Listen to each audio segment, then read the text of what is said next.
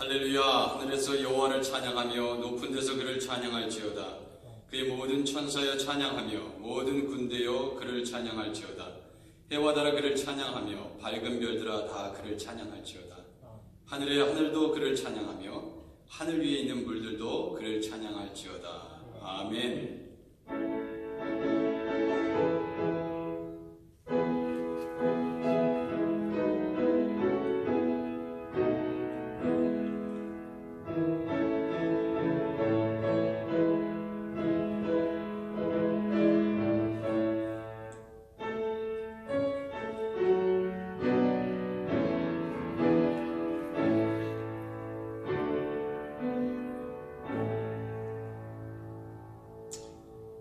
주님 가르쳐 주신 기도로 함께 기도하겠습니다. 하늘에 계신 우리 아버지여, 이름이 거룩히 여김을 받으시오며 나라의 임하옵시며 뜻이 하늘에서 이룬 것 같이 땅에서도 이루어지이다. 오늘날 우리에게 일용할 양식을 주옵시고 우리가 우리에게 죄진 자를 사해 준 것 같이 우리 죄를 사하여 주옵시고 우리를 시험에 들게 하지 마옵시고 다만 악에서 구하옵소서. 대개 나라와 권세와 영광이 아버지께 영원히 있사옵나이다. 아멘. 자리에 앉으시기 바랍니다.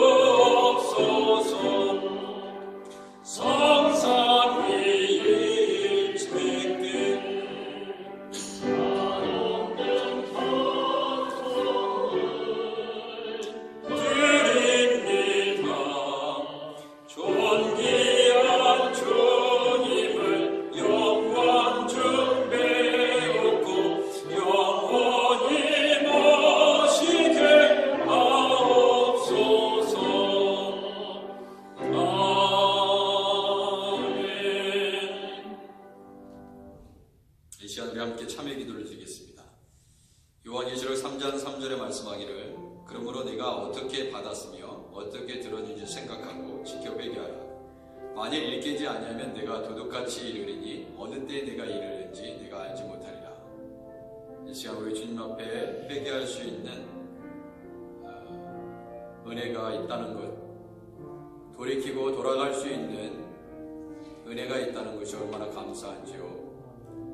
이 시간 우리의 죄를 하나님 용서하옵소서. 이 시간 함께 기도할 때 우리 하나님께서 큰 자비로 하나님 우리를 감싸 안으시고 우리의 죄를 용서해 주실 것입니다. 진정한 회개의 열매를 맺어가는 우리 모두가 될 수 있도록 이 시간 함께 회개의 기도를 드리도록 하겠습니다. 기도하겠습니다.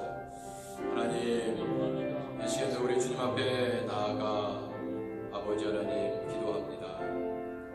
이 시간 거룩한 주의 말씀 아버지 듣기 전에 우리가 우리 가슴을 찢고 아버지 마음을 찢고 아버지 하나님 통회하며 애통하는 심정으로 주님 앞에 나왔사오니 주여 하나님의 은혜를 베푸시고 주의 자비가 늘 강물처럼 흐르도록 주의 역사하여 주시옵소서. 우리 하나님께서 깨끗게 하실 줄 믿습니다. 정결하게 하실 줄 믿습니다. 우리의 마음을 정결하게 하여 주옵소서. 선하게 역사하여 주옵소서. 주님 감사합니다. 주여 찬양합니다. 오 하나님 아버지, 우리 하나님께서 모든 것을 이루시며 베푸시는 하나님, 주여 감사합니다. 주여 감사합니다. 할렐루야. 주님 찬양합니다. 죄를 용서하옵소서. 깨끗게 하옵소서. 정결하게 하옵소서.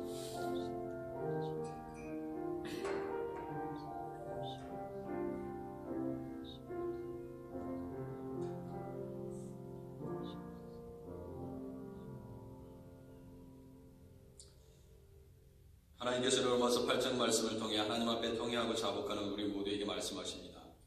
그러므로 이제 그리스도 예수 안에 있는 자에게는 결코 정죄함이 없나니 이는 그리스도 예수 안에 있는 생명의 성령의 법이 죄와 사망의 법에서 너를 해방하였습니다. 아멘. 이제 우리 함께 힘차게 찬양하겠습니다.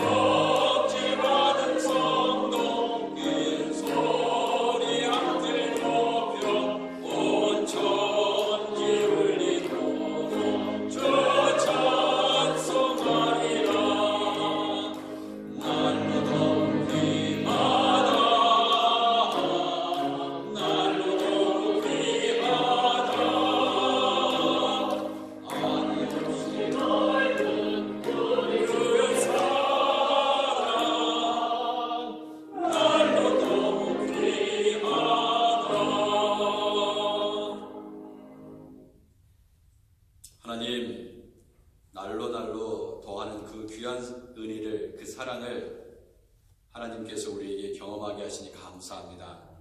하나님께서 사랑하시는 종들을 모아주시고 주의 존전에서 예배드리게 하시며 설사 가정에서 예배드리실지라도 같은 은혜로 하나님 채워주시기를 원합니다. 하나님의 넓고도 그 크신 사랑을 오늘도 말씀을 통해 아버지 은혜 받게 하시고 우리를 부르신 그 존재의 의미를 깨닫게 하시며 늘 우리의 입술 속에서는 감사의 고백만 이어지게 하여 주옵소서.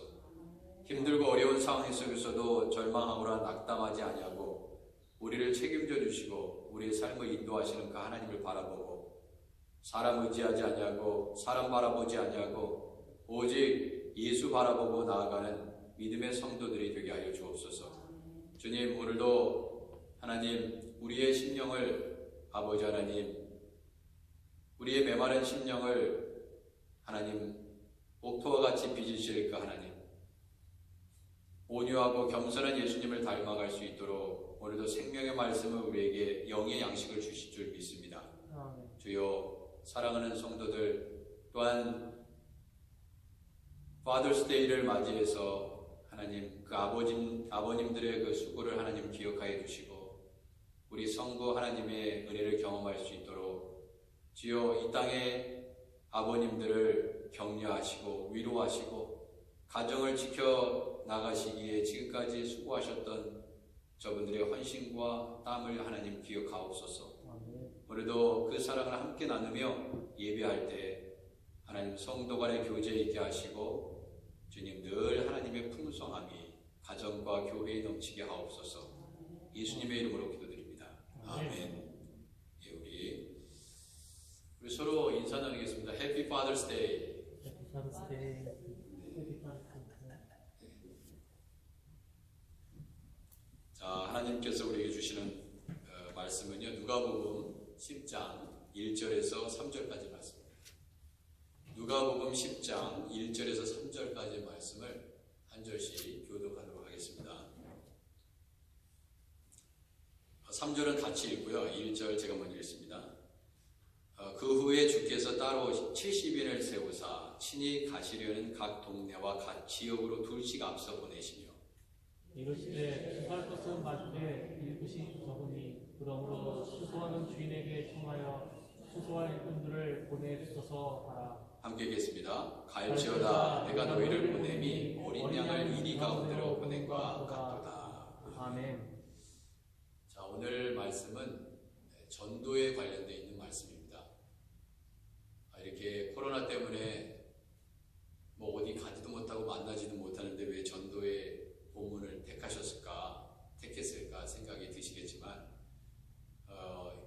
이렇다 하더라도 우리가 하나님께서 가장 기뻐하시는 일, 이 전도와 선교의 마음을 잃어버리지 않도록 또 하나님께서 우리에게 그런 말씀 함께 나눌 수 있도록 시간을 주신 줄 믿습니다. 아멘. 교회가 또 우리가 존재해야 되는 목적, 또 우리가 예배드리는 목적은요, 단순히 말씀 배우고 말씀에 저런 뜻이 없었구나, 저 말씀에 이런 뜻이 있었구나, 저런 뜻이 있었구나 하는 것에 우리가 머무르서는 안 되고요. 중요한 거는 영혼들을 구원하는 그 구령의 열정이 식어지면 안 되겠다 하는 것입니다. 자, 예수님께서 따로 70인을 세우셨다고 했습니다. 자, 이거는 전도 부대죠. 각 동네와 각 지역으로 둘씩 앞서 보내시면서 둘씩 짝을 지어서 보내셨습니다. 그런데 그 보내시면서 하신 말씀이 뭐였다고요? 추수할 것은 많되 일꾼이 적다고 했습니다. 참 그래요. 이번 코로나로 인해서 캘리포니아 지역에 그 많은 과일이라든지 야채, 심지어 굉장히 코로나가 한때 굉장히 지금은 좀 많이 좋아진 상황이지만은 방심할 수는 없겠습니다만 한참 힘든 상황 가운데 추수는 해야겠는데 하다못해 이 가축도 잡아야 되고 그래가지고 이거 유통을 시켜야 되는데 일할 사람이 없는 거예요. 일할 사람. 그러니까 다 썩히고 도살시키고 일꾼이 없어서 그런 문제가 있었다는 것을 제가 뉴스를 통해서 2달 전만 해도 그런 상황이 있었던 것 같아요. 이제 많이 좋아졌겠죠. 그런데 주님의 일도 동일합니다. 주님의 일도요, 참 일꾼이 참 필요한데 생각보다 일꾼이 적다는 것입니다. 그때나 지금이나 마찬가지 같아요. 이게 교회를 섬겨보면 참 일꾼이 그렇게 많지는 않다 그런 생각이 듭니다. 그래서 오늘 이 본문에도 보면은 추수하는 주인에게 청하여 추수한 일꾼을 보내주셔서 그랬어요. 근데 이 누가복음 10장 3절에 갈지어다 내가 너희를 보내미 어린 양을 이리 가운데로 보낸 같도다 그랬거든요. 그러니까 이 전도라는 것은 마치 어린 양을 이리 가운데로 보내는 것 같아요. 여러분, 어린 양을 이리 가운데 보내면 무슨 현상이 일어납니까? 이야, 이게 웬 떡이야? 웬 밥이야 이거? 웬 먹잇감이야? 어린 양하고 1인은요 상대가 안 돼요. 그냥 1위한테 잡혀 먹을 수밖에 없는 것이죠. 그렇지 않습니까? 그럴 수밖에 없어요. 1위하고 어린 양과 싸워서 어린 양이 이길 확률은 거의 없습니다. 근데 왜 이 70인을 그렇게 어린 양을 1위 가운데로 보낸 것 같이 그렇게 보내고 계시는 것일까요? 누가복음 10장 3절은요 그렇게 말씀합니다. 그런데 이 동일한 말씀, 아주 비슷한 말씀을 마태복음에서도 기록하고 있는데 이 말씀은 약간 좀 다릅니다. 어떻게 다르냐?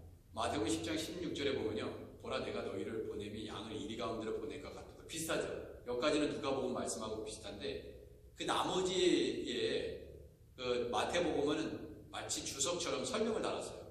그러면 양을 이리 가운데 보내는 것이 전도하는 일인데 그만큼 유언천만한 일인데 그러므로 어떻게 해야 되냐면 너희는 뱀같이 지혜롭고 비둘기같이 순결하라고 그랬거든요. 근데 누가복음은 없어요.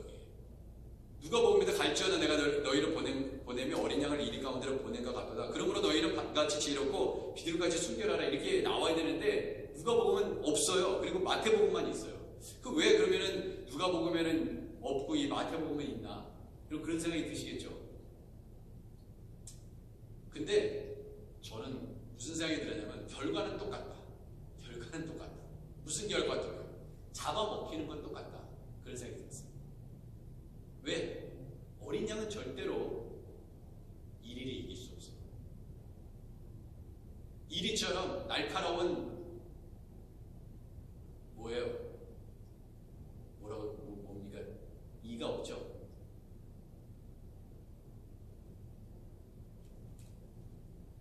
날카로운 이가 없기 때문에 뜯어먹을 수도 없고요. 뭐 발톱, 날쌘 없습니다. 아무리 뱀같이 지혜롭고 비둘기같이 순결하면은 그 문제가 해결되나요? 물론 일시적으로는 해결될 수 있다고 할 수 있어요. 뱀같이 지혜로워요. 왜? 뱀은 굉장히 그 지혜로운 동물 중에 하나라고. 그러니까 여기서는 뱀을 뭐 사탄이다 이렇게 직접적으로 그렇게 비유하지 않으셔도 설명이 됩니다. 왜냐하면 보통 유대인들은 뱀이 되게 지혜로운 동물이라 생각했어요. 그렇기 때문에 어떻게 이해하냐면 사탄을 뱀으로 이제 우리가 뱀이 이제 찾아오잖아요. 그래가지고 하와와 아담과 하와를 속입니다. 속여가지고 이게 그것도 일종의 이 꾀를 속인다는 것도 이제 결국 지혜라고 본다면 결국 하나님과의 관계를 이렇게 깨버렸어요. 그 뱀이. 그래서 결국 하나님과 그 아담과 하와 사이에 이게 벌어졌는데 그 지혜롭다고 생각되는 이 뱀, 그죠? 근데 이 뱀은 다른 곤충이라든지 동물도 마찬가지이겠지만 무슨 재해가 일어난다든가 그 재앙이 일어날 때 이 인간보다도 빨리 이 새들이라든지 땅에 있는 짐승들은요 더 민감하다고 하잖아요. 그러니까 무슨 화산이 터진다는 징조도요 먼저 이 벌레들이 먼저 알고요. 그래서 뭐 개미떼가 뭐 갑자기 줄을 서가지고 뭐 그러면 이게 무슨 징조고 뭐 이런 것들이 많이 있잖아요. 인간은 둔해서 그걸 잘 몰라요. 근데 인간은 뭔가 우리가 그 인간이 듣지 못하고 느끼지 못하는 것을 빨리 그런 동물의 세계에서는 더 느낀다. 근데 그 중에서 이 뱀이 그런 뭐 인지 능력이랄까, 그런 촉각이랄까, 그런 정말 센서티브한 그러한 동물로 비유됩니다. 그러니까 유대인들이 그걸 알아요.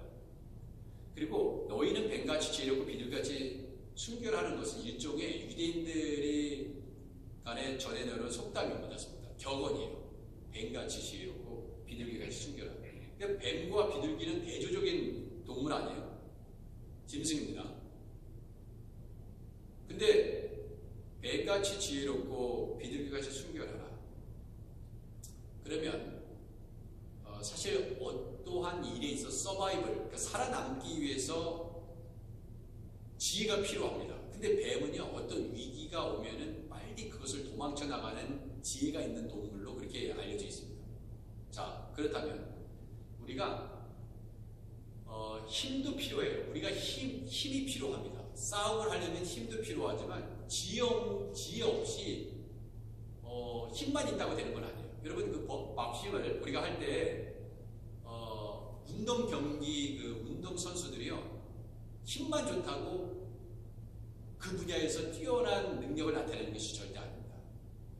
반드시 지혜가 있어야 돼요. 머리가 뭐 좋다. 하여튼간 지혜가 있어야 돼요. 그래서 운동 선수들이 단순히 힘만 세가지고 되는 문제가 아닙니다. 지혜롭게 그 경기를 풀어가고, 그렇잖아요. 무조건 뛴다고 되는 게 아니잖아요. 뭐 계속 뛴다고 해서 그러면 힘만 빠지지. 공이 뭐 축구 경기도 마찬가지예요. 농구 경기도 마찬가지죠. 이렇게 되면 저쪽으로 갈 수 있고 이런 것들을 상황 판단을 다 해야 됩니다. 그러니까 힘만 좋아서 되는 건 아니에요. 자, 그렇다면 말하자면 일종의 다윗 같은 사람은요, 힘이 있다고 골리앗을 이기는 게 아니잖아요. 그죠? 그러니까 지혜라는 것은 이 삶의 지혜, 세상을 살면서 얻어진 그러한 몸으로, 삶으로 경험된 지혜, 그 모든 것을 다 포함하는데, 다윗이 골리앗을 쓰러뜨렸을 때 절대로 힘으로 쓰러뜨린 게 아니죠. 근데 그때 지혜가 있었고요. 그 다음에 비둘기 같은 순결한 마음이 있었어요. 그거는 무슨 순결함이냐? 여호와 하나님을 사랑하는 순결. 그러니까 여러분, 순결이란 말은 마음의 더러움이 없게 깨끗한 것을 얘기하잖아요. 순결이라는 말이 그런 의미가 있습니다. 그러면 하나님 마음에 합했던 다윗을 보면 그 믿음이, 그 신앙이 얼마나 순결하고 깨끗했겠느냐, 우리는 금방 알 수 있죠. 그러니까 살아계신 이스라엘 군대의 하나님을 모독해. 그럼 믿음이 좋고 순결한 다윗이 그걸 가만히 있겠어요? 힘은 없지만, 골리앗 같은 사람을 쓰러뜨릴 수 있는 힘은 없지만 그 신앙의 힘으로, 믿음의 힘으로 나아갑니다. 지혜를 가지고, 물맷돌을 가지고, 그 물맷돌을 가지고 어떻게 지켰어요? 사무엘상 17장 34절은 이렇게 얘기합니다. 다윗이 사울에게 말하되 주의 종이 아버지의 양을 지킬 때에 사자나 곰이 와서 양떼에서 새끼를 물어가면 내가 따라가서 그것을 치고 그 입에서 새끼를 건져내었고, 그것이 나를 해보자 하면 내가 그 수염을 잡고 그것을 쳐 죽였나이다. 주의 종이 사자와 곰도 쳤은즉 내가 골리앗을 왜 쓰러뜨리지 못하겠냐. 이거 뭐예요? 삶의 지혜. 몸으로 그렇게 지혜를 배웠어요. 자, 그런데요, 제가 여기다는 이렇게 설명을 드렸어요. 그래서 지혜와 순결을 적용해서 제가 말씀을 드렸는데, 마태복음 10장 19절 20절 이하를 보면 우리가 전도할 때 지혜도 필요하고 순결함도 필요해요. 그러면 어린 양이 이리 가운데로, 그러니까 어린 양 같은 70인의 제자들을 세상의 이리 가운데, 그 당시에 일이라고 우리가 비유할 수 있는 것은 종교 지도자들이 있을 수 있고 바리새인들이 있을 수 있고 뭐 빌라도 총독의 일일까지 다 일이들이죠. 예수 복음 전하면 핍박하고 또 죽이고 그런 사람들이니까. 자, 그런데 이 어린 양들을 일 가운데 보낼 때 지혜롭기도 하고 순결하기도 해야 됩니다. 그런데 그렇다고 해서 끝까지 모든 어려움, 그 박해로부터 벗어날 수 있냐? 결론은 똑같아요. 결론은 죽는 것입니다. 그래서 누가복음은 아예 생략했는지도 몰라요. 그냥 어린 양을 이리 가운데로 보낸 것 같이 너희들을 보내니까 그것은 죽으러 가는 길이라는 거예요. 결론적으로 얘기하면 그거예요. 살 거라고 생각하지 마라. 거기서 살아올 생각하지 마라. 그거예요. 아주 간단합니다. 자, 우리가 복음을 전할 때 전도 훈련을 받아요. 뭐 전도 폭발 훈련을 받았다고 생각해 보세요. 근데 만약에 복음을 전하다가 전도 폭발 훈련을 통해서 외운 것이 다 생각이 안 나, 그냥 백지가 돼버렸네. 그럼 여러분 뭘 할 수 있을 것 같아요? 난 전도 폭발 훈련 때 다 외웠고 통과도 됐는데 실습을 하고 임상 실습을 하는데 생각이 하나도 안 나오거든요. 하나님이 어떻게 그렇게 하실 수도 있어요. 여러분 그러면 어떻게 하시겠어요? 외운 것을 그대로 반복적으로 해가지고 그 사람의 마음을 감동시키겠어요? 아니면 성령을 의지하시겠어요? 외울 때 외우고 필요할 때 적절하게 암송도 해야 되지만 우리가 절대적으로 의지해야 되는 건 뭐예요? 성령이에요.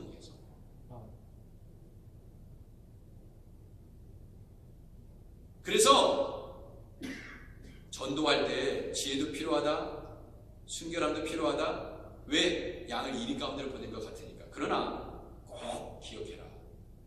마태복음 10장 19절에서 이렇게 얘기해요. 너희를 넘겨줄 때 어떻게 또는 무엇을 말할까 염려하지 말라. 그때 너희에게 할 말을 주시리니 말하는 이는 너희가 아니니라. 너희 속에 말씀하시느니 곧 너희 아버지의 성령이시니라 그랬어요. 그러니까 맡겨드리는 거예요. 여러분 불안하고 초조하고 이거 잘할 수 있을까 이런 거 걱정하면 입에서 떨어지지가 않아요. 나올 수가 없습니다. 그리고 내가 한다고 생각하면 안 돼요. 복음을 전할 때 내가 한다고 생각하면 내가 저 사람을 굴복시킬 거야. 내가 저 사람을 설득해서 압도해가지고 저 사람을 예수 이름 앞에 무릎 꿇을 거야. 내가 하는 것이 아닙니다. 한다면 성령님께서 하시는 거죠.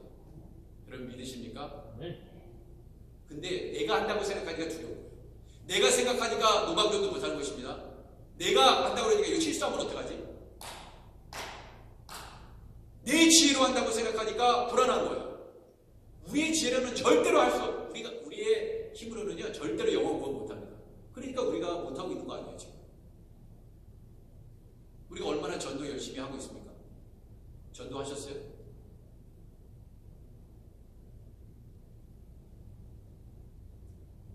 우리가 교회에 부흥시키지 못하는 것은 다른 사람의 잘못이 아니에요. 내 잘못입니다. 왜? 내가 전도하지 않았어. 관계전도든지 노방전도든지 사람으로 섬기고 내 주위에 있는 친구들 우리가 얼마나 노력했습니까? 노력하지 않은 친구예요. 살아있는 교회는 전도하는 교회입니다. 전도하지 않는 교회는 죽은 거예요. 아무리 예배 열심히 드려봤자 저는 소용없다고 봅니다. 전도하지 않는 거예요. 왜냐하면 여러분 우리가 여기서 예배드리고 은혜 받았어. 그 은혜 받으면 뭘 하겠습니까? 전도하지 않는 거예요. 계속 복음으로 자녀들을 낳아야 됩니다. 복음의 자식들을 낳아야 돼요. 바울이 디모데를 낳았던 것처럼. 근데 그런 역사가 우리에게 없습니다. 죽은 교회예요. 근데 어떤 사람은 이렇게 얘기합니다. 지금은 전도의 문이 닫혀가지고 지금은 막 이민도 오지도 않고 여기 이민으로 지금 한국에 들어가는 상황이야. 근데 잘 보세요. 그런 믿음 보면 유일에 방황하는 영혼들이 그렇게 많습니다. 교회 안 다니는 사람이 그렇게 많아요. 지금 여기에 계신 분들만 위해서 열심히 복음을 전해도 얼마든지 주님의 복음을 전할 수 있다. 근데 우리가 안 한다 이거예요. 그리고 교회가요 생각보다 전도하는 일을 안 합니다. 안 해요 교회가. 근데 교회는 전도하기 위해서 선교하기 위해서 있는 거거든요. 근데 안 해요. 죽었다 이것입니다. 미국 교회가 왜 죽습니까? 전도 안 하기 때문에 죽은 거예요. 예배는 열심히 드려요. 막 엄청나잖아요. 막 찬양팀 대단하잖아요. 악기팀 대단하잖아요. 성가대 훌륭하잖아요. 복음을 안 전하는데 그게 무슨 소용이 있어? 소용없어요. 여기 계신 분들이 한 번만 전도 한번 해보세요. 1년에 한 명씩. 안 한다 이거예요. 노력조차도 안 해요. 근데 그게 왜 그러냐? 성령께 우리 자신을 맡겨드리지 않기 때문에 성령이 역사하시지 않는 거예요. 여러분 왜 성령이 우리에게 필요한 것입니까? 예수께서 나와 말씀하여 이르시되 마태복음 28장 18절 미션 스테이먼트 Great Statement 미션 스테이먼트 가장 위대한 명령 위대한 사명 우리 예수께서 가장 우리에게 원하시고 바라시는 절대절명의 사명 예수께서 나와 말씀하여 이르시되 하늘과 땅의 모든 것을 내게 주셨으니 그러므로 너희는 가서 모든 민족을 제자로 삼아 아버지와 아들과 성령의 이름으로 세례를 베풀고 내가 너희에게 분부한 모든 것을 가르쳐 지키게 하라. 볼지어다 내가 세상 끝날까지 너희와 항상 함께 있으리라. 왜? 성령이 필요한 이유예요. 성령께서 우리와 함께 하시는 이유는 복음을 전하는 일이 가장 첫 번째 넘버원입니다. 여러분 믿으십니까? 네. 근데 안 하는 거예요. 아멘은 많이 하십니다. 세상 끝날까지 너희와 함께 하기 위해서 성령을 보내주십니다. 복음 전하라고 담대하게 말씀 전하라고. 근데 우리가 하지 않는다 이거예요. 여러분 성령이 임하시고 권능이 임하신다고 그랬죠. 오직 성령이 너희에게 임하시면 너희가 권능을 받고, 왜 그 권능이 어떤 종류의 권능이냐 이거예요. 우리는 성령의 권능 그러면 막 은사, 뭐 병 고치는 은사, 뭐 신유의 은사, 뭐 방언 통역의 은사, 뭐 예언의 은사, 이런 은사, 뭐 이런 권능만 생각하고 귀신 내어쫓고 이런 권능만 생각해요. 그런데 다 그런 권능도 다 맞는 말씀인데 제일 중요한 것은 뭐예요? 오직 성령이 너희가 임하시면 너희가 권능을 받고, 그래? 권능을 받고 뭐 한다는 얘기입니까? 예루살렘과 온 유대와 사마리아 땅끝까지 이르러 내 증인이 되리라 하시니라. 증인이에요, 증인. 권능 받고 증인 안 되면 무슨 의미가 있습니까? 나 방언 통역의 은사 있는데요. 나 예언의 은사 있는데요. 신유의 은사 있는데요. 그래놓고 복음 전하지 않고 예수의 증인 안 되면 그거는 아무 소용이 없어요. 왜? 은사라는 것은 복음을 전하기 위해서 주시는 거예요. 교회를 세워가기 위해서 주시는 거예요. 나는 요새 우리가 새벽기도 때 고린도 전서 만나잖아요. 고린도 교회를 향한 편지를 우리가 성령을 통해서 그 음성을 듣고 있지 않습니까? 근데 증인되기 위해서 사용하는 거예요. 여러분이 어떠한 능력이 있고 지혜가 있고 경험이 있고 어떤 것이든 예수 그리스도의 증인된 삶을 살아가지 않으면 아무 소용이 없어요. 여러분, 여러분에게 물질 있는 거 들여가지고 부재하고 선교사님 후원하고 교회에다 예물 드리고, 자, 그럽니다. 그게 왜 하시는 거예요 지금? 복음 전하기 위해서. 복음 전하기 싫으시면 안 하셔도 돼요. 아무것도 안 하셔도 돼요. 권능의 종류는 뭘 예수의 증인되게 하고 있어요. 성령의 임한이 예수님의 증인이 된다는 것입니다. 죽은 자도 살려내고 병도 고치고 바다 위를 걸을 수 있는 것도 다 성령께서 하시는 일이지만 그것으로 제한하시면 안 돼요. 중요한 것은 뭐냐면, 자, 복음을 전하기 위해서 권능이 필요한데 복음을 전하다가 채찍질을 당합니다. 매질을 당해요. 그거 감당할 수 있는 권능이에요. 그게 성령의 권능이에요. 저 사람이 기도했더니 엘리야처럼 3년 동안 3년 6개월 동안 비가 오지 않다가 비가 내리더라. 그것만 권능이 아니라고요. 자, 보세요. 마태복음 10장 22절에도 너희가 내 이름으로 말미암아 모든 사람에게 미움을 받을 것이나 끝까지 견디는 자는 구원을 얻으리라 그랬어요. 미움을 받을 것이나 받을 수 있는 권능이에요. 감당할 수 있는 권능. 누가 여러분들을 미워한다고 해서 주님 전하는 일을, 주님 섬기는 것을 스탑하겠어요? 난 도저히 힘들어. 내가 주님의 일을 할수록 너무 사람들이 나를 미워해. 내가 다 노리라. 그게 하나님의 뜻입니까? 절대 그렇지 않죠. 미움을 받아도 하는 거예요. 그것을 감당할 수 있는 힘을 주시는 게 누구예요? 성령의 권능입니다. 그게. 권능 받은 자는 능히 그 고난을 이기고 뚫고 나가는 거예요. 왜? 성령이 하시는 일이라니까 그게. 보세요. 내 이름으로 말미암아 모든 사람에게 미움을 받을 것이라 끝까지 견디는 자는 구원을 얻으리라. 그러면은 이 구원받는다는 게 끝까지 견디는 자는 야, 잘 버텨봐, 잘 인내해봐. 그러면은 살아날 거야. 근데 그럴 수도 있지만 죽을 수도 있어. 그렇지만 네가 예수 믿고 그리스도의 복음을 전하다가 죽는다. 그렇다도 너는 사는 역사가 있을 거야. 죽어도 너는 죽은 게 아니야 사실은. 왜? 영생이 있으니까. 복음을 전하다가 네가 총에 맞고 칼에 맞아서 죽는다 하더라도 그건 죽은 게 아니야. 죽어도 살겠고 살아서 믿는 자는 영원히 죽지 아니하리라. 마태복음 10장 23절에 이 동네에서 너희를 박해하거든 저 동네로 피하라. 그렇지. 뱀같이 지혜롭고 비둘같이 순결하면은 이런 지혜로 피해갈 수도 있어. 그렇게 할 수도 있어요. 피해가면서 해야 됩니다. 그런데 언제까지 피하시겠습니까?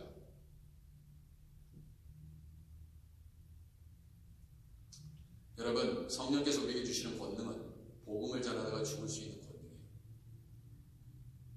죽을 때도, 죽기까지 예수 그리스도를 부인하지 않고 죽음 이후에도 나의 모든 것을 하나님께 맡겨드리고 그 상황 속에서도 함께 하시는 성령의 능력을 경험하라고 말씀하시는 것입니다. 사랑하는 성도 여러분, 마태복음 10장 16절 제가 다시 한번 언급해 드릴게요. 보라, 내가 너희를 보냄이 양을 이리 가운데로 보낸 것 같도다. 그러므로 너희는 뱀같이 지혜롭고 비둘기같이 순결해. 그러면 이런 양이 이리 가운데 있어도 양은 죽지 않는다. 절대로 이리가 아무리 강한 이를 갖고 있어도 잡아먹지 못해. 왜? 뱀같이 지혜롭고 비둘기같이 순결하니까 다 피할 수 있어.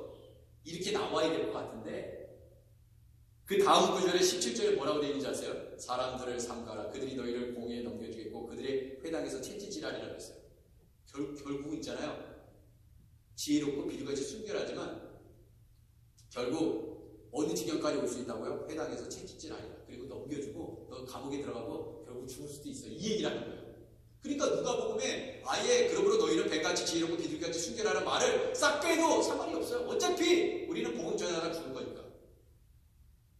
여러분, 우리가 복음을 전하다가 나는 죽을 수 있어. 여러분, 그런 각오를 가지고 복음을 전하세요? 아마 그런 분이 안 계실걸. 여기는 중동도 아니에요. 이슬람도 아니고 뭐 곱틱, 이집트 뭐 기독교인들 뭐 그런 사람도 아니기 때문에 복음 전하다가 그럴 일이 없어요. 내가 오늘 복음을 전해야지. 잠깐만, 그러면은 내가 남편한테 유서를 쓰고 공원에 나가서 전도하신 적이 있냐? 이거예요. 없을 거예요. 없어요. 시비가 붙어서 맞아서 죽을지언정 복음을 전하다가 죽는다. 그런 사람은 없어요. 저는 이 코로나를 보면서 좀 무슨 생각이 들었냐면, 여러분, 코로나 때문에 죽으시면 안 돼요. 그렇기 때문에 안전을 위해서 우리가 힘쓰는 거 아니에요. 그죠? 여러분, 코로나 때문에 죽으면 그게 영광이 되겠습니까? 그게 조심해야 되는데, 복음을 전하다가 죽는 것은 얼마나 영광스러워요. 코로나 때문에 죽으시면 안 돼요. 건강관리 잘못해서. 아니, 저는 그러길 바랍니다. 여러분들이 코로나 때문에 죽지 않으셨으면 좋겠어요. 다 나오셨으면 좋겠지만.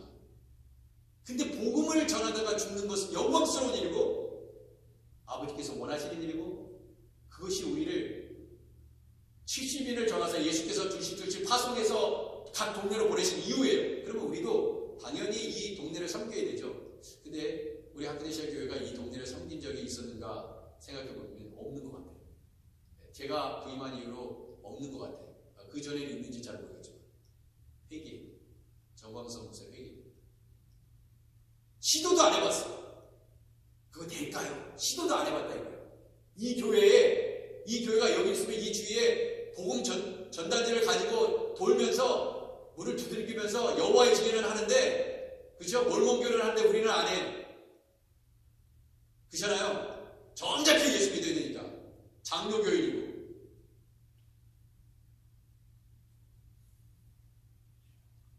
사랑하는 성도 여러분,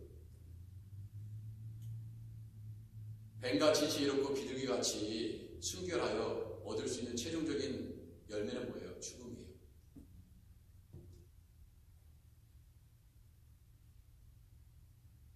어떻게 해서든지 복음 전하다가 죽을 수 있는 상황에서 모면에서 성공적인 복음전도 사역을 하고 나서 교회에 나가서 사역복을 합니다. 이렇게 해서 살아남았어. 그리고 성공담을 나누는 거. 네? 그 언제까지 그렇게 우리가 생각하겠냐.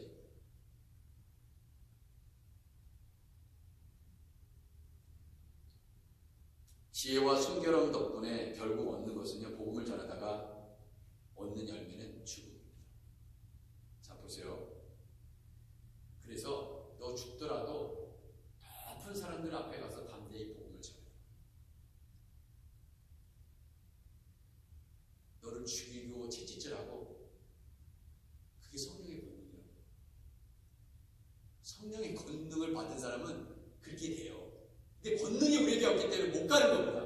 말도 못 붙이는 거예요. 친구한테 복음도 전하지 못하고요. 그렇게 세상 얘기는 친구하고 앉아있으면서 뭐 이랬더라 저랬더라 세상 돌아가는 얘기를 합니다.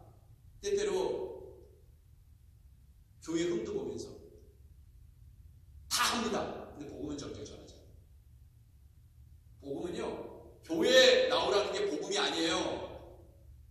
왜 예수님을 믿어야 되는지, 예수님이 당신을 위해서 당신의 죄의 문제를 해결해 주기 위해서 죽었다는 것을 전해야 돼요. 그래야지 교회 나오지 않아도 그 사람이 그 다음날 죽어도 그 사람은 영생을 받을 수 있는 것입니다. 근데 교회 나올 때까지 언제 기다려요?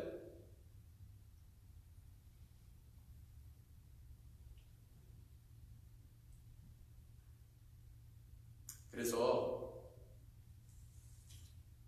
누가복음 9장 24절에 보면요, 누구든지 제 목숨을 구원하고자 하면 잃을 것이라고 그랬잖아요. 우리는 얼마나 우리의 목숨을 소중하게 생각하는지 모릅니다. 여러분, 순교한 사람들이 자기 목숨이 소중하지 않아서 죽었겠어요? 근데 사실은 우리가 예수 믿을 수 있었던 것은 대동강변에서 들어오자마자 죽었던 선교사님들,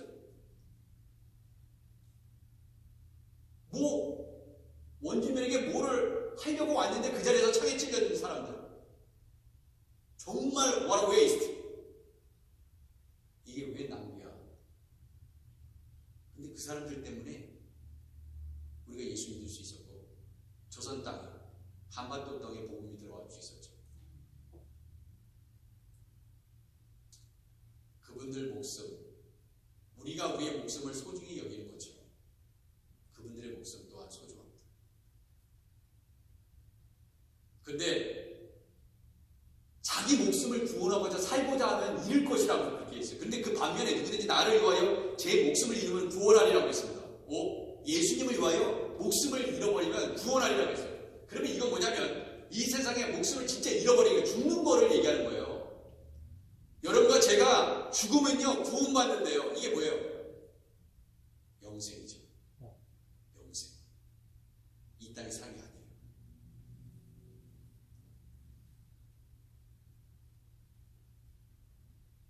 요한복음 12장 23절에서 이렇게 말합니다. 예수께서 대답하여 이르시되 인자가 영광을 얻을 때가 왔도다. 내가 진실로 진실로 너희에게 이르노니 한 알의 밀이 땅에 떨어져서 죽지 아니하면 다 죽어요. 근데 우리는 죽지 않고 열매를 맺으려고 그렇게 부단히 노력하니까 열매가 맺어지지가 않아요. 어느 누구도 우리 하크네시아 교회 저를 비롯해서 중요하지 않아요. 근데 무슨 열매를 기대합니까? 전도하지 않는데 무슨 열매를 맺어요? 오히려 안 나가면 다행이지. 오히려 내가 잘못해서 사람들 더 나가기는 나가지만 오히려 그러면 들어오면 나가는 사람도 인기 마련이에요. 근데 전도를 안 하니까 나가는 사람은 더 있어. 그것이 누구의 잘못입니까? 우리의 잘못입니다.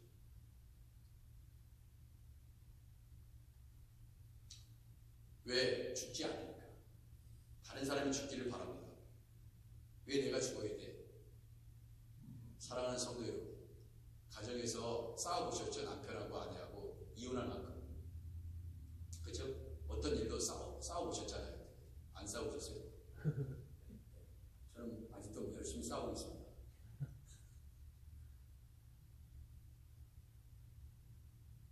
그러면 그 가정을 지키는, 여전히 여러분들이 싸움을 하고 계시는데 그 가정이 온전하다면 그건 누구의 덕이에요? 죽은 사람 덕입니다. 남편이 만약에 하도 이렇게 세가지고 아내가 얘기하면 탁 제압하고 나는 정말 강하다. 아내가 무슨 말을 해도 내가 제압해. 근데 또 어떤 집안은 좀 여성분들이 굉장히 아주 입김이 세신 분들이 있어요. 그래가지고 아내분이 뭐 얘기하면 남편이 절절절 매고 또 이제 이게 반대의 경우가 있는데, 그런데 그 가정을 지키는 힘은 누구냐? 그렇게 거친 남편하고 말도 안 되는 논리를 가지고 자기 주장이 너무 강해가지고 있는 그 아내가 그 상대방을, 배우자를 제압했기 때문에 그 가정이 사느냐? 절대 그렇지 않습니다. 그 모든 남편과 아내의 핍박, 바가지, 그 어떤 것이라도 그러한 수모와 모력과 조력을 받아도 그 가정을 지키고 있는 것은 그걸 참고 인내하는 그 아내와 그 남편이 있기 때문에 그래요.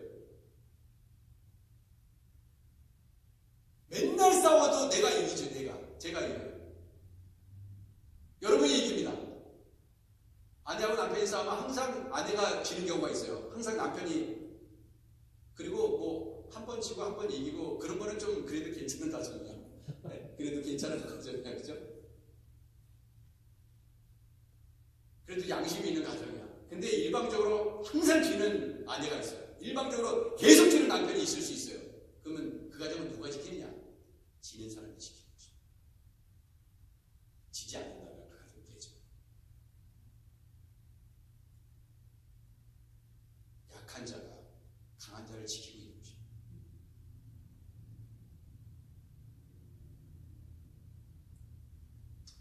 교회는 강한 자가 지키는 게 아니에요. 약한 자가 지키는 것입니다. 가정도 약한 자가 지키는 거예요. 약한 자가 되셔야 돼요. 내 약함을 잘 알아요.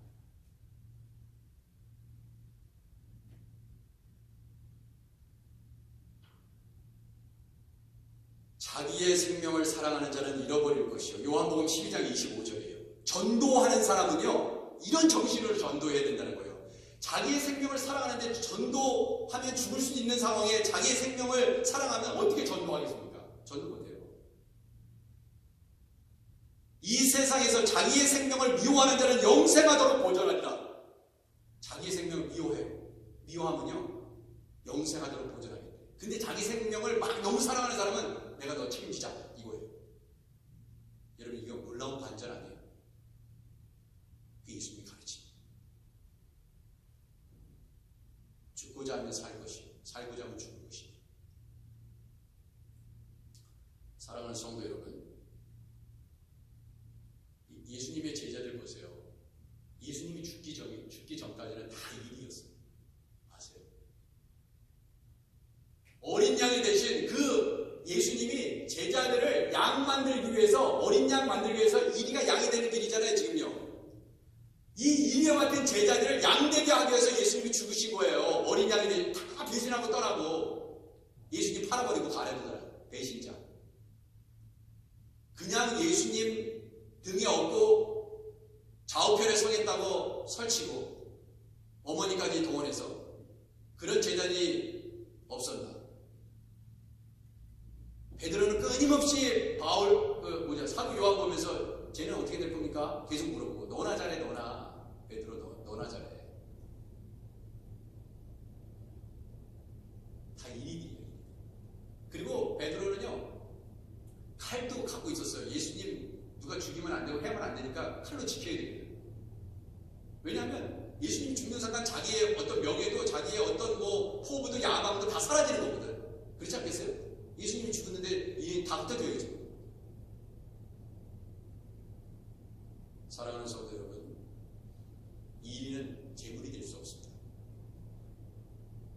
이 일은 절대로 번제물로 드릴 수 없어요. 오직 가장 그래서 예수님을 어린 양에 비유한 거예요. 그 양만이, 그 순전한 양만이 재물이 될 수 있는 거예요. 그러니까 우리 예수님이 죽어서 이 제자들을요 다 양으로 만든 거예요. 자, 내가 죽듯이 너희들도 죽어. 너희 교회가 양들로 가득 차면 어떻게 돼? 여러분, 교회 안에는 여러 종류의 사람들이 있습니다. 거친 사람들이 있고요. 너무나 다 상황이 달라요, 배경이. 근데 주님이 원하는 그 12 제자도 다 일이었어요. 그럼 우리는 일이 아니라고 볼 수 있습니까? 그러면 이 일이들을 양으로 변화시킬 수 있는 방법은 뭐냐? 죽는 수밖에 없습니다. 근데 어느 누구도 죽을 생각을 안 합니다. 나는 죽어서는 안 되고 네가 죽어야 돼, 이렇게 얘기하기 때문에 계속해서 어려움이 생기는 것입니다. 자, 또 한 가지, 요한복음 14장 12절에 보세요. 내가 진실로 진실로 너에게 이르노니 나를 믿는 자는 내가 하는 일을 그도 할 것이요. 와, 예수님 봐. 나를 믿는 자는 내가 하는 일, 예수님을 믿는 자는 예수님이 하는 일을 하겠대요. 여러분, 예수님 하신 일 여러분 뭐 하고 계세요 지금요? 눈 번쩍 뜨게 하시고 계세요? 귀 먹은 자 열리셨어요? 열리게 하실 수 있어요? 바닥에 거셨습니까? 아니면 오병이의 기적을 일으키셨어요? 뭐 하셨습니까? 우리는 뭐 했습니까? 지금까지. 근데 우리 분명히 예수님께서 요한복음 14장 12절에서 나를 믿는 내가 하는 일은 이것도 지금 못하는 상황인데 또한 그보다 큰 일도 하리니 이는 내가 아버지께로 가느냐고 했어요. 도대체 이게 뭐야? 예수님보다 더 큰 일이 뭐가 있어요? 우리가 생각하면 없어요. 도대체 이게 이런 말씀을 보면 막 절망만 만들어. 야, 이게 도대체 무슨 말씀이에요? 도대체 이게. 그 답을 알았어요. 제가 설교 준비하면서. 그보다 큰 일도 하리니 이거는 뭐냐면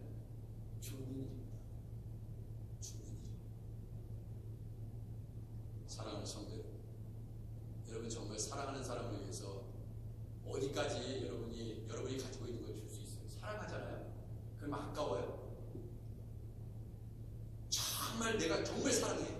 그러면 아깝냐고. 집 한 채라도 팔아서 줄 걸. 정말 사랑하나? 사랑하지 못하기 때문에 못하는 거예요. 내 어머니 사랑하는데, 내 아들 사랑하는데 뭐를 못 주겠어요? 다 줘요. 그런데 보세요. 마지막 끝까지 붙들고 있는 게 뭐냐? 생명이에요. 생명. 목숨. 다른 건 다 줄 수 있어. 차도 사주고, 집도 사주고, 여행도 보내주고, 옷도 사주고, 각종 기프트도 다 줄 수 있지만 못 주는 게 하나 있어요. 생명, 목숨. 이거는 정말 심각하게 고민해봐야 돼요. 근데 우리가 주님을 위해서 목숨을 버려.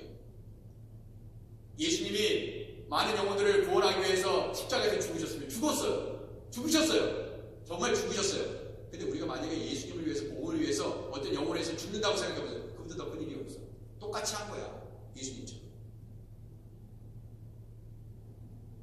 바다는 못 걸어도, 오병이의 기적은 못 걸어도 우리가 복음을 위해서 예수 그리스도를 위해서 죽을 수 있다면 그게 뭐예요? 더 큰일이라고.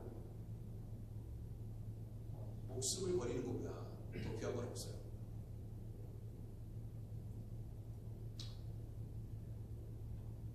그것이 바로 내가 하는 일을 그도 할 것이요 또한 그보다 큰 일도 하리니 내가 아버지께로 갑니다. 나도 죽었지 너도 죽어라. 내가 배신당했지 너도 배신당해봐. 그 심정 알 거야. 나도 조롱받았다. 너 한번 조롱받아봐. 그게 주님이 내가 한 일을 너도 할 것이다.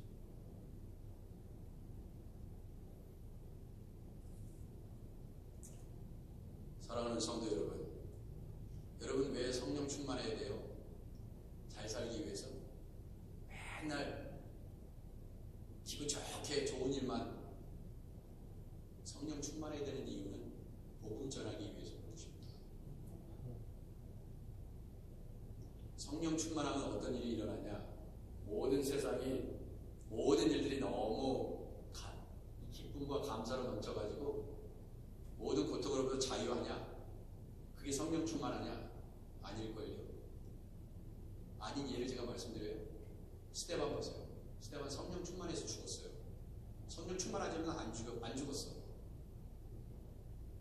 성령 충만한 게 죄예요? 성령 충만해서 열심히 봉사하는 게 죄예요? 그래서 성령 충만해서 열심히 봉사에다가 좀 부족한 부분이 보였어. 그게 죄냐 이거예요. 하지 않는 사람보다 100배, 1000배 낫지. 서로 부족하더라도. 스데반이 성령 충만하여 하늘을 우러러 주목하여 하나님의 영광과 및 예수께서 하나님 우편에 서신 것을 보고.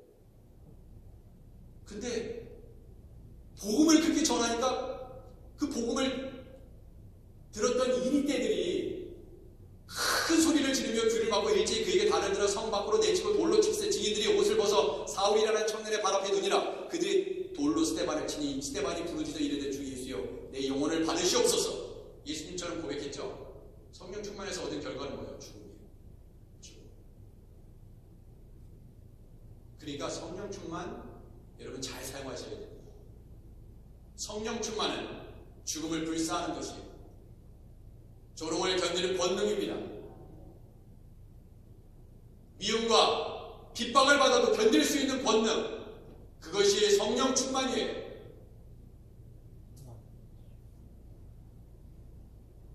주 예수여 내 영혼을 받으시옵소서. 성령 충만하지 않았다면 이런 설교할 필요도 없고 죽을 필요도 없어요. 그냥 자연 수명으로 그냥 늙다가 죽으면 되는 거예요.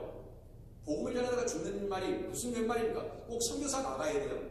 꼭 노방정도 해야 됩니까? 복음 전해야 돼요? 갈등 빚어야 됩니까? 좋은 게 좋은 건데? 그런데 스데반이요 예수님처럼 어린 양처럼 죽으셨어요. 정말 그랬습니다. 하늘의 미랄이 땅에 떨어져 썩지 아니하는 열매를 맺을 수 없다. 스데반이 죽었습니다. 정말 죽었어요. 사울의 발 앞에서 죽었습니다. 근데 그 사울이 예수님을 만나잖아요. 그리고 엄청난 열매를 맺으십니다. 이방인의 사도. 살 수 있는 방법은 뭐예요? 내가 죽는 것입니다. 내 말을 아끼고요, 내 주장을 꺾고요, 내 생각을 내려놓고요, 우리가 죽어야, 각자가 저는 저대로 죽고 여러분대로 죽어야 사는 것입니다.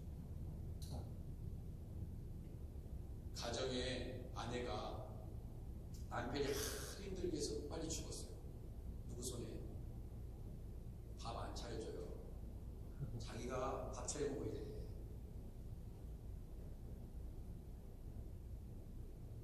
가장 사랑하는 사람이 누구예요? 아내잖아요. 남편이잖아요. 가장 가까운 사람이잖아요. 그 사람 힘들게 하면 무슨 소용이 있어요? 손해야. 빨리 줄 사람, 자기가 빨리 해야 돼. 앞으로 저도 제 아내한테 잘하도록 하겠습니다. 내가 다 해야 돼.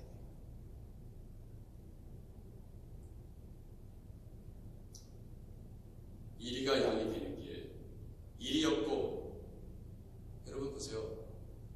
제자들이요, 예수님이 죽고 나서 다 양이 됐어요. 그래서 나중에 얻은 게 뭐라고요? 순교예요. 왜 순교했어요? 복음 전하고. 그 많은 이리들에게 양되게 하기 위해서 죽은 거예요. 양이 이리를 살리기 위해서. 양이 양을 살리기 위해서 죽은 게 아니에요. 이리를 살리기 위해서 양이 죽었다는 거예요. 죄 없는 사람을 위해서 예수님이 죽으신 게 아니고, 죄로 말미암아 죽을 수밖에 없는 영혼을 살리기 위해서 죄 없으신 어린 양이 되신 예수님이 죽으셨다고요. 그러므로 너희도 그렇게 해. 그것이 내가 하는 일, 네가 하는 일이야. 무슨 일인지 아시겠죠? 우리 학교 대시학에 왜 이렇게 모여 있습니까? 예배만 들으시고 마신 거예요? 땡. 다음 주에는 예수 저 목사님이 무슨 설교를 할까?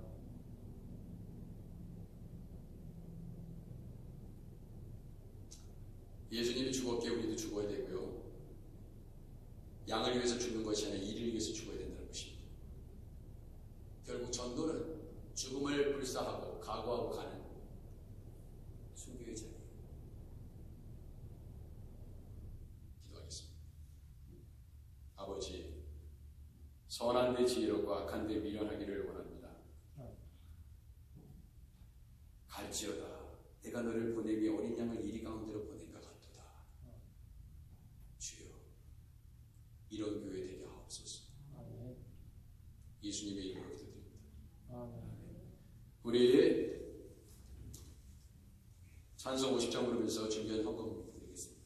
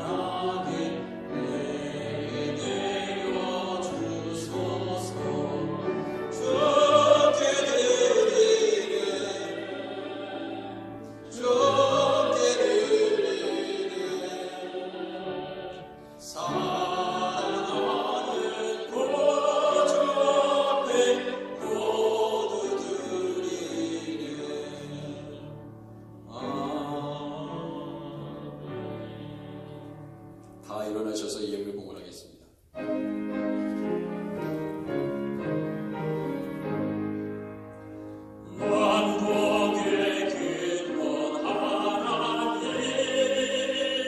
온 백성 찬송 드리고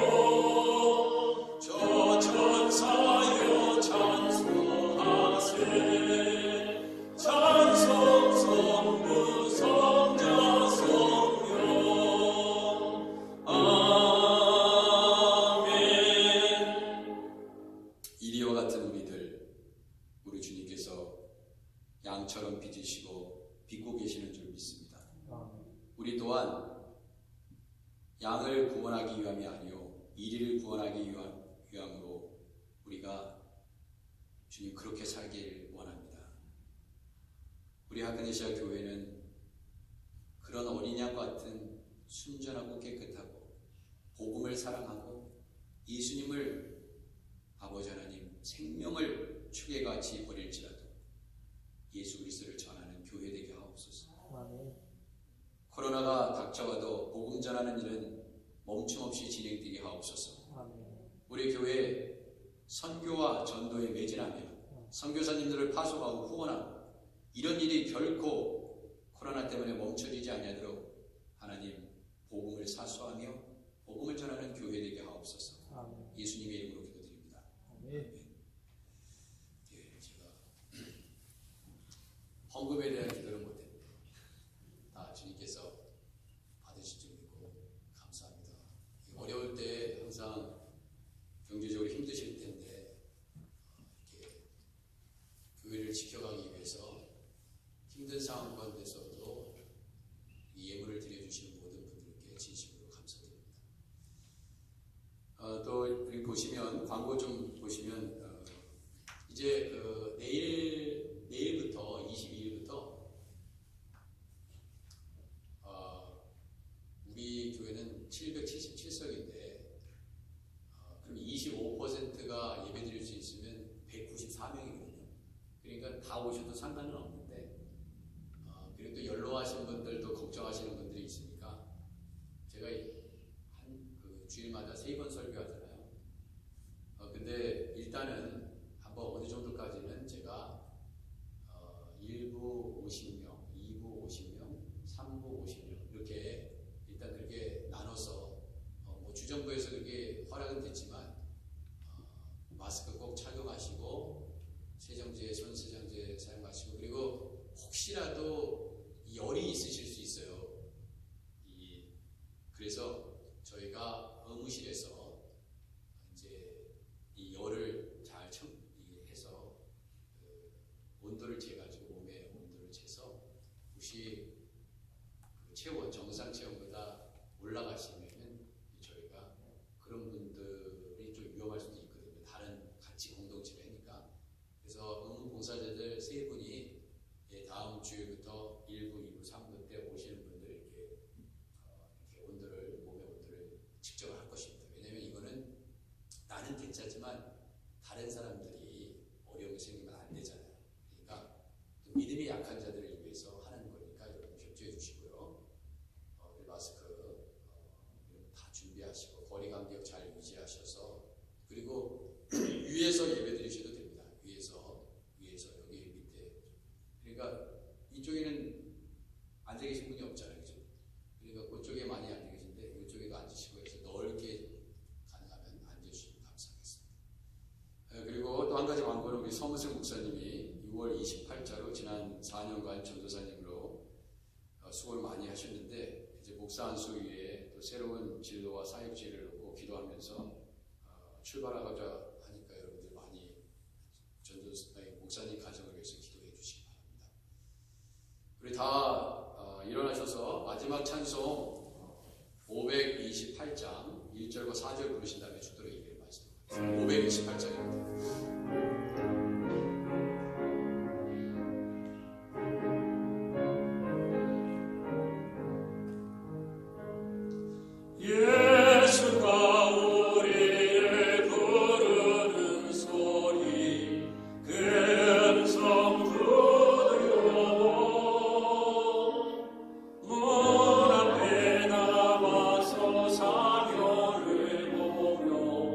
우리를 기다리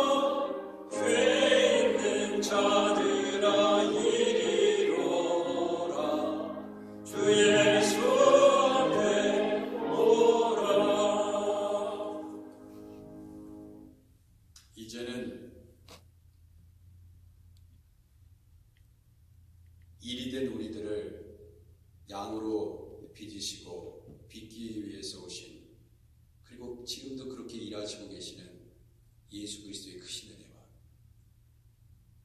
예수님을 독생자 예수 그리스도를 죽이시면서까지 우리를 사랑하신 그 하나님의 자비하심과 성령의 역사, 교통 충만함으로 이제 우리가 이리들을 구원하고 세상을 향하여 복음을 전하면서 주님, 우리를 사용하여 주옵소서. 우리 교회를 사용하여 주옵소서. 그렇게 결단하고 내가 죽어야 교회가 살고, 내가 죽어야 세상이 살고, 내가 죽어야 가정이 산다는 것을 알고 서로 섬겨가며 배려하고 서로 리스펙트하면서 남을 높여주면서 그렇게 신앙생활하며 복음을 전하는 교회로 전도하는 전도인의 삶을 살아가겠다고 결단하고 이 자리를 떠나가는 사랑하는 우리 하크네시아 교회 모든 성도들 머리 위에, 가정 위에, 일터와 자녀 위에 이제부터 영원까지 함께 계시기를 간절히 축원드리옵나이다. 아멘.